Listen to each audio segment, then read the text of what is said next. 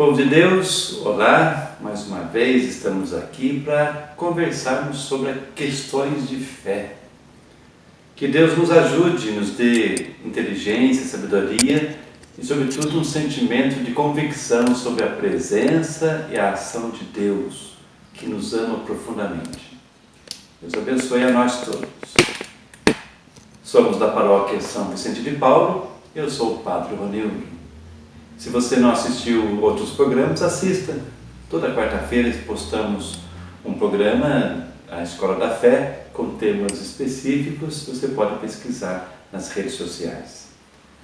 Hoje o assunto é sobre o homem é capaz de Deus, mas olhando os caminhos de acesso ao conhecimento de Deus. A primeira ação, a atitude que devemos ter é entrega e confiança ao Espírito. Deus que revela a nós pelo Espírito. Eu o convido para estar num instante de silêncio e perceber a presença do Espírito em nossa vida.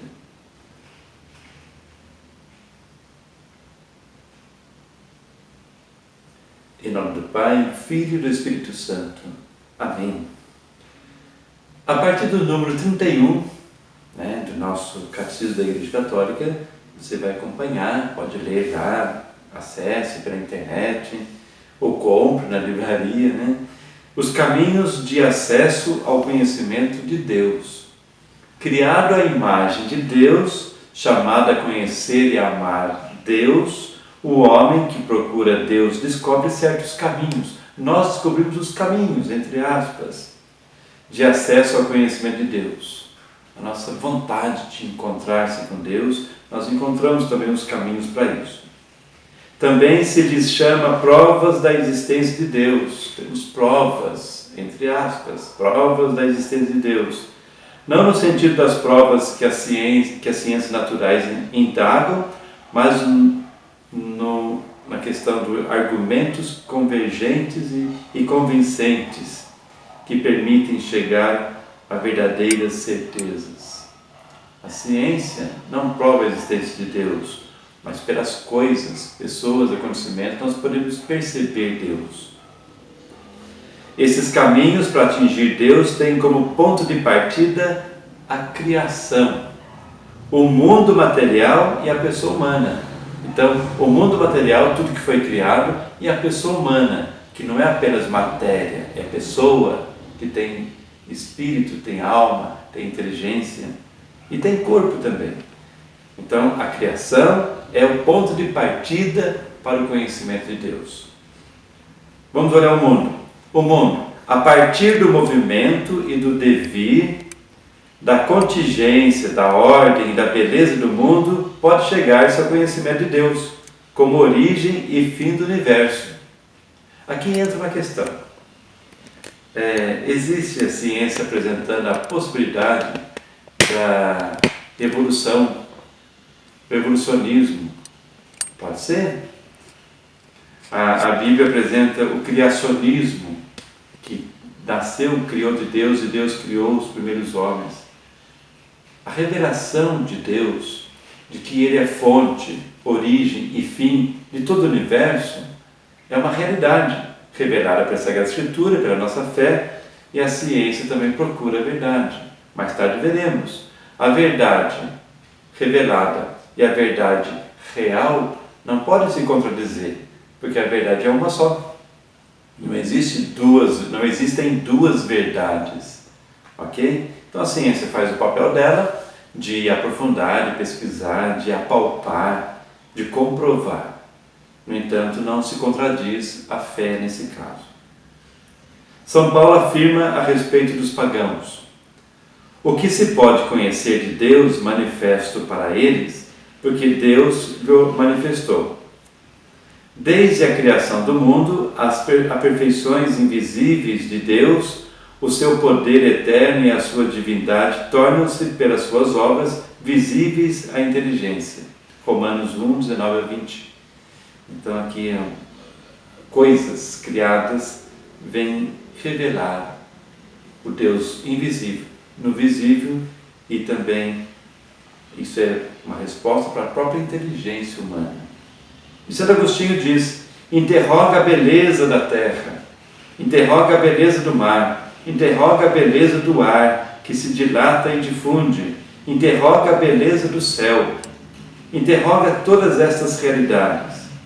Todas te respondem: estás a ver como são belas. A beleza delas é o seu testemunho de louvor. Essas belezas sujeitas à mudança, quem as fez, senão o belo, que não está sujeito à mudança? Então, a beleza da criação pode mudar, mas o Criador não muda. O belo, com B maiúsculo, este não muda. Se a criação, sobretudo quando nós interrompemos a natureza, prejudicamos a ecologia, por exemplo, a própria vida humana, quando prejudicamos na sua dignidade, na sua identidade como pessoa, o Criador não muda, continua o mesmo. Bom, isso é a criação. E o homem? Nós, seres humanos, quando fala homem, fala mulher também, né? O homem, com a sua abertura à verdade e à beleza, com o seu sentido do bem moral, com a sua liberdade e a voz da sua consciência, com a sua ânsia de infinito e de felicidade, o homem interroga-se sobre a existência de Deus. Não é só assunto de adolescente não, viu? Que fica perguntando, será que Deus existe? Deus não existe? Deus aquelas coisas todas, é próprio da pessoa humana, até mesmo depois de uma maturidade. Eu chamo a atenção aqui, vou repetir, a abertura à verdade e à beleza. O belo aqui, filosoficamente, teologicamente, é muito profundo. Talvez você não tenha estudado ou pesquisado sobre o belo, tem coisa bonita aí. Então, olha, abertura à verdade e à beleza, sentido do bem moral. Nós sabemos o que é certo e o que é errado. Não é simplesmente algo assim de pecado, mas algo de busca da felicidade, busca do sentido, da verdade. Então não é só questão moral, mas o bem moral é aquilo que é perfeito, aquilo que é verdadeiro, aquilo que é conveniente. Nós temos o sentido disso. Então, com a liberdade, a voz da consciência. A voz da consciência, para mim, é o que mais marca a vida do ser humano. É natural o ser humano perceber quem ele é e quem é Deus. Então podemos conhecer Deus sim pela consciência, pela voz da consciência. Mesmo que não seja algo organizado, manifestado como fé, vamos pensar no povo que não tem a revelação de Cristo, mas que temos dentro de nós uma semente da verdade, diz a Igreja. Então vamos interrogar assim sobre a existência de Deus. A busca, a ânsia de felicidade infinita. Pode ver, às vezes nós buscamos felicidade de modo errado, mas buscamos a felicidade. A felicidade está sempre ao nosso alcance e também é fruto do nosso desejo. Eu posso procurar, não vou ficar exemplificando aqui, mas eu posso procurar a felicidade de modo errado e daí eu não encontro. Mas eu digo da busca, a ânsia da felicidade permanente, eterna, existe dentro de nós. Daí Deus, que é fundamentalmente a felicidade em si.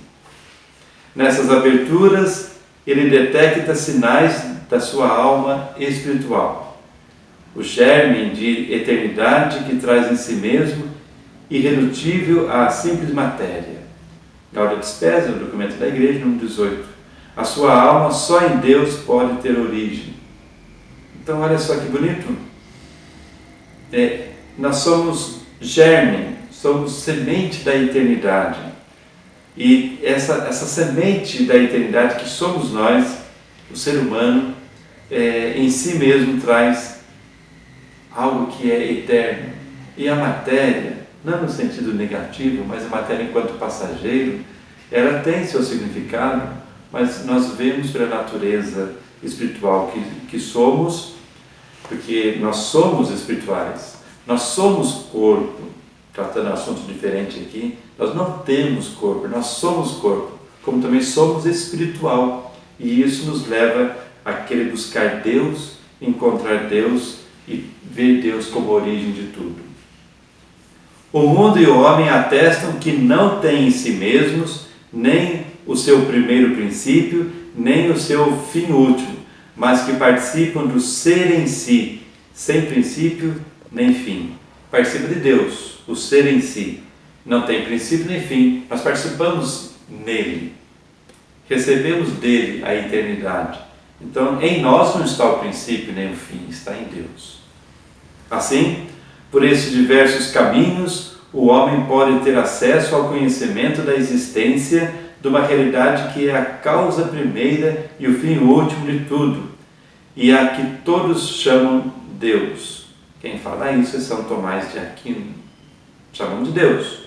Pode ser que dê outro nome, mas é Deus. Então, o fim de tudo, a origem de tudo, esse Deus. Então, temos conhecimento a partir desse acesso dos caminhos. O mundo, a pessoa humana, as situações em que nós experimentamos Deus. As faculdades do homem tornam-no capaz de conhecer a existência de um Deus pessoal. Aqui que está o segredo. Deus pessoal nós encontramos no cristianismo, no judaísmo, mas também temos em outras religiões, as grandes religiões. Existem religiões que não revelam um Deus pessoal, é um Deus um pouco aéreo, os deuses dos gregos, etc. Mas mesmo assim, está incutida no coração a possibilidade e o desejo, a ânsia da busca de Deus. Daí uma relação pessoal. Mas, para que o homem possa entrar na sua intimidade, Deus quis revelar-se ao homem e dar-lhe a graça de poder receber com fé esta revelação. Então, mesmo que o homem esteja limitado, Deus cria a possibilidade na intimidade e se revela, se dá a conhecer a nós. Todavia, as provas da existência de Deus podem dispor para a fé e ajudar a perceber que a fé não se opõe à razão humana. Assim diz o Catecismo da Igreja Católica, número 35. Então, que a gente possa avaliar como que está a nossa relação pessoal com Deus, a nossa intimidade, porque está dentro de nós, está em nós e é por nós. Isso nos leva a encontrar o sentido da origem e do fim, se é que é o fim, mas o destino da nossa existência. Louvado seja nosso Senhor Jesus Cristo, para sempre seja louvado, a Ele o princípio, a eternidade e todo o bem. Semana que vem nós vamos ver sobre o conhecimento de Deus segundo a Igreja. Como que nós conhecemos a Deus? O que é conhecer Deus a partir do que a Igreja diz? Então, cresçamos na fé, na experiência de Deus e não perca o próximo programa. Até lá. Deus abençoe.